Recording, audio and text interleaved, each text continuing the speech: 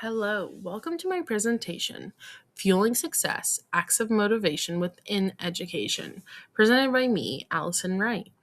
So, first up, I think that we need to center the focus and purpose of this presentation around the knowledge that I've applied as well as the information I've gained from our psychology course. So, I did not participate in this course during a semester where I was teaching. It's the summertime. So, I had to apply this knowledge to individuals in my life. So, I'm very excited to apply motivational theories to my classroom once I get back because I truly see how this perspective will improve my students' motivation. And I hope that any other teachers watching this video can gain that and take something with them from it as well. So, before we get started, let's talk about what is motivation. And motivation is simply the internal or external drive to complete a task. And there's two different types. So there's intrinsic motivation and external motivation. And intrinsic motivation comes from within an individual, and it's driven by things like our personal satisfaction, curiosity, a sense of purpose, happiness, or fulfillment. Whereas external motivation comes from outside sources and is typically driven by things like external rewards, incentives, punishments, um, social pressure or praise, as well as recognition. So, intrinsic motivation, in my opinion, is more sustainable over the long term. I don't have to continue to give incentives, give praise 24/7 if a student is wanting to learn. I can give those as rewards for showing hard work and dedication, but it's not a requirement for my students to learn. So, I try and have a mix of both to show optimal success in my students. So, motivation is just very important for all people, for their goals, for their growth, for learning, and just our well being. So, something that I think is really important that I've really focused on during this project was a growth mindset. So, what is a growth mindset? And it's the belief that abilities and intelligence can be developed through our effort and perseverance, as well as effective strategies. So, students with a growth mindset can view challenges as opportunities, not as failures.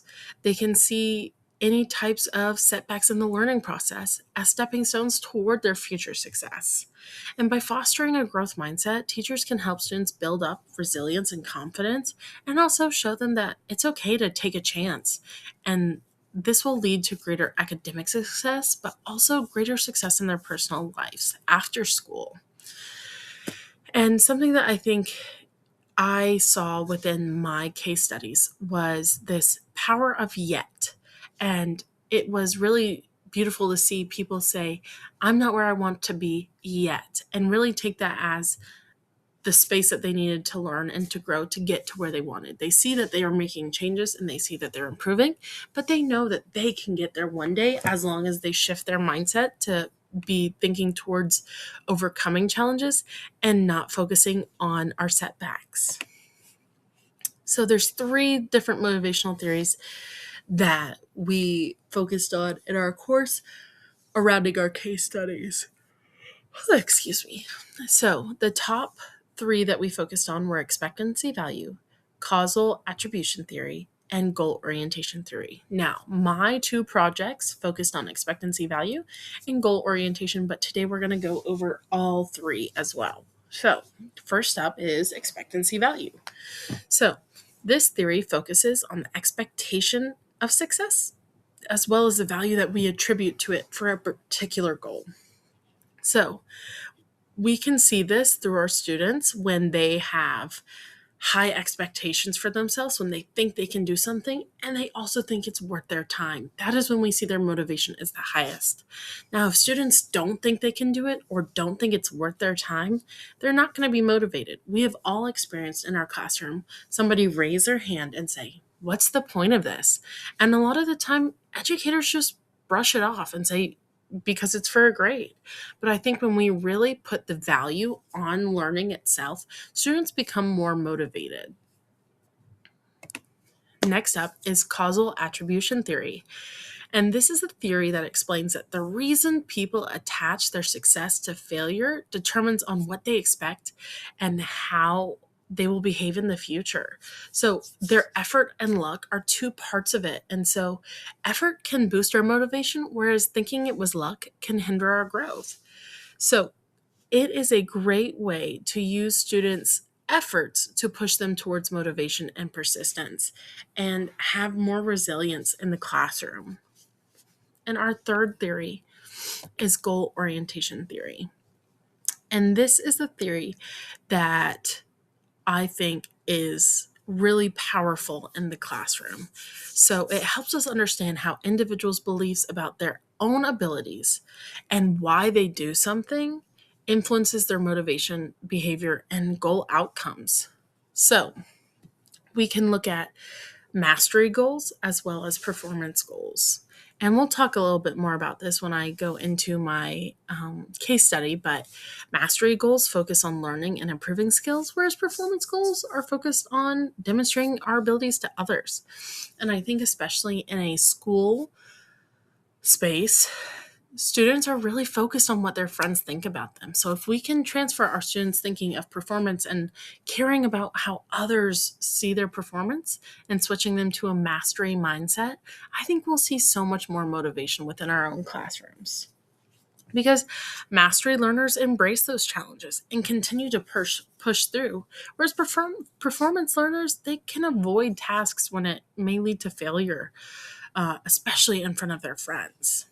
So we're going to talk a little bit more about expectancy value theory and how this applied in my case studies.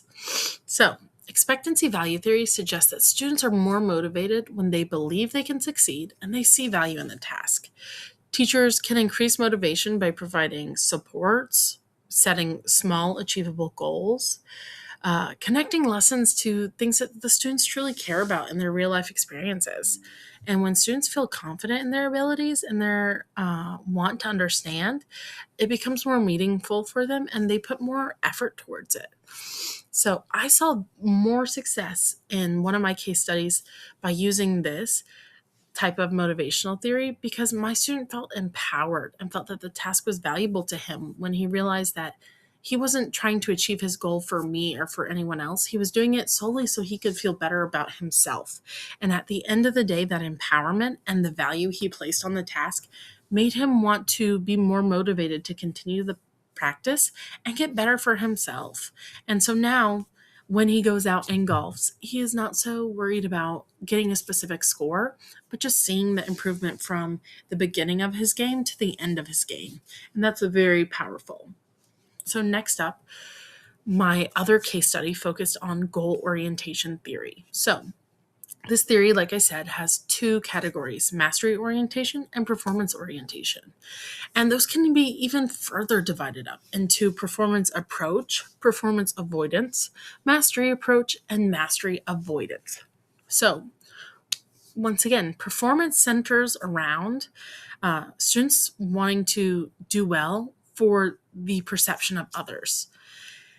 And a mastery approach is when students want to do good for themselves and they're motivated not by the fear, but just the want to master a task. And as a kindergarten teacher, I see that most students fall under that performance approach because they're very concerned how their peers see them because they're taught to care about what others think about them. And so they're more motivated extrinsically than they are intrinsically. So, during my case study on goal orientation theory, I use my father as a subject, and as he ages, he's noticed more stiffness in his joints, and he has felt very uncomfortable with that change of how others will perceive him. So he started with that performance approach goal of wanting to become more flexible so that way he could put on his own shoes and socks by himself still, which to many of us may seem like a small goal, but for him it was big. And at the beginning of it, he saw it as he didn't want to be embarrassed. And by the end of it, he was doing it for himself. And we haven't had as much time to look at the results as my original case study. But even now, like, I see him doing it solely for the sense of wanting to get better and get more limber so that way he can stay active and have more autonomy as he ages. And so In my application experience, I have seen how putting motivational concepts into practice have transformed both my husband and my father to learn and grow. And it's encouraged them to set mastery type goals. And they've reflected on their efforts and they've discussed how they're going to continue to try and improve and work towards their goals, even though our project is no longer going. And that to me shows that we've shifted the focus from performance to mastery, as well as focusing on the value of tasks. So, my students, I use that term loosely. I feel like we've had great success with this project, and I also see how this is going to translate into the classroom environment and how working towards celebration of progress will help my students feel like they don't have to be perfect. They just have to try their best, which is always something I want to instill in them. But now I have the tools in my tool bag to be able to, you know, give them motivation in ways that helps guide them towards that mastery approach. And so I also wanted to share a few questions that I'd like to ask other educators viewing this. So, how can understanding motivational theory improve your teaching and learning? And I think this speaks for itself. Being able to guide students in a way that is in their best interest, but also sets up healthy, happy habits for the rest of their life are going to improve their learning as well as aspects outside of school. Teaching them about their own intrinsic motivation, finding their why they do it, will help them to become better learners and be more invested in their learning. My next question was, what motivational acts can you incorporate in your educational practice? And I think the first thing that we should all be doing is encouraging a growth mindset.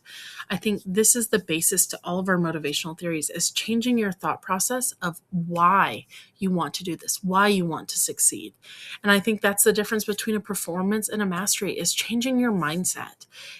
You should not accomplish your goals for the sake of others, but you should do it because you want to learn, because you want to grow your knowledge.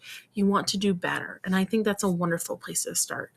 And then, which motivational theory resonates with you the most in your experience? And for me, I found that goal orientation resonated the most because I can see this practice in my classroom daily of shifting our focus away from performance into mastery. And I think that'll allow my students the most success possible throughout their academic career. And I also wanted to leave you guys with a quote. It's from Dwight Eisenhower. It says, motivation is the art of getting people to do what you want them to do because they want to do it. And I think that switch of mindset is so important because we should want our students to want to learn. We should have students who don't need a reward for everything, but we reward them because they're so invested and motivated. We should reward students because they want to do the work. And I think this presentation has been so powerful to create and will create so many more lifelong learners in my classroom, and has empowered me as well to focus on motivation in my own personal life. So I want to say thank you for sitting through my presentation, and I hope you find your motivation and can motivate your own students. So thank you so much. And here are my references.